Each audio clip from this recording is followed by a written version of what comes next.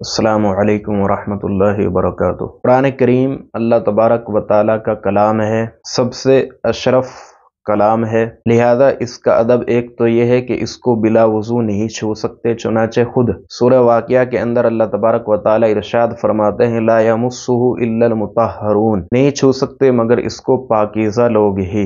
لہذا قرآن کریم کو بے وضو چھونا جائز نہیں ہے، چاہے وہ کتابی شکل میں ہو یا موبائل کی اسکرین پر نظر آ رہا ہو، دونوں صورتوں میں۔ اسی طرح قرآن کریم کے اوپر دیگر کتابوں کو بھی نہیں رکھ سکتے۔ ترتیب کیا ہے کتابوں کے رکھنے کی؟ سب سے پہلے تو ان کتابوں کو رکھیں گے جن کا قرآن و حدیث سے براہ راست کوئی تعلق نہیں ہے، یعنی جن کتابوں کے اندر قرآن کی آیتیں حدیث شریف نہیں آتی، جیسے تاریخ کی کتاب یا علم نحو یا علم صرف یا دیگر فنون کی کتابیں، ان کو سب سے نیچے رکھیں گے۔ اس کے اوپر فن تعبیر کی کتابوں کو، یعنی جن کتابوں میں خواب کی تعبیر بیان کی جاتی ہے کہ وہ خواب نبوت کا 46واں حصہ ہے۔ پھر اس کے اوپر علم کلام کو، یعنی وہ کتابیں جن میں علم کلام سے بحث کی جاتی ہے۔ پھر اس کے اوپر فقہ کی کتابوں کو، کیونکہ فقہ کی کتابوں میں قرآن و حدیث کی آیتیں احادیث شریف آتے ہیں، چونکہ فقہ کی کتابوں میں قرآن کی آیتیں اور احادیث شریف بیان کی جاتی ہے،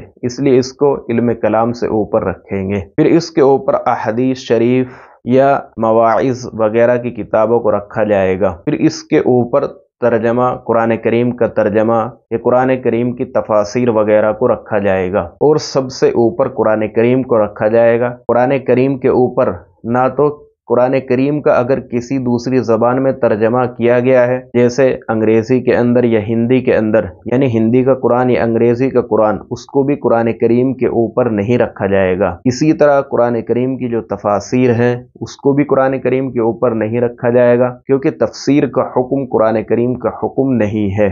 اسی طرح احادیث شریف وغیرہ کی کتابوں کو بھی قرآن کریم کے اوپر نہیں رکھا جائے گا۔ ہاں، جو قرآن کریم کے جز ہیں، جیسے پارے چھاپ دیے جاتے ہیں الگ الگ حصے کر کے، 30واں پارہ 22واں پارہ، اس کو قرآن کریم کے اوپر رکھا جا سکتا ہے، کیونکہ وہ قرآن کریم ہی کا ایک حصہ ہے۔ اسی طرح صورتیں ملا کر چھاپ دی جاتی ہے، جیسے 5 سورہ 24 سورہ، اس طرح اس کو بھی قرآن کریم کے اوپر رکھ سکتے ہیں۔ یہ سورہ یاسین شریف، ان کو بھی قرآن کریم کے اوپر رکھ سکتے ہیں، کیونکہ یہ قرآن کریم ہی کا حصہ ہے۔ لیکن ترجمہ قرآن، انگریزی ہندی کا قرآن کو عربی کے قرآن کریم کے اوپر نہیں رکھا جائے گا، یہ بالکل جائز نہیں ہے۔ مسجدوں کے اندر دیکھا جاتا ہے کہ ہندی کا قرآن یا انگریزی کا قرآن کے اوپر رکھ دیا جاتا ہے، یہ درست نہیں ہے۔ یہ اسی طرح حدیث شریف کی کتابیں، فضائل اعمال، منتخب احادیث بھی بعض ناواقفیت کی بنا پر قرآن کریم کے اوپر رکھ دیتے ہیں، یہ بالکل جائز نہیں ہے۔ قرآن کریم کی بے ادبی ہے، اس سے پرہیز کرنا چاہیے۔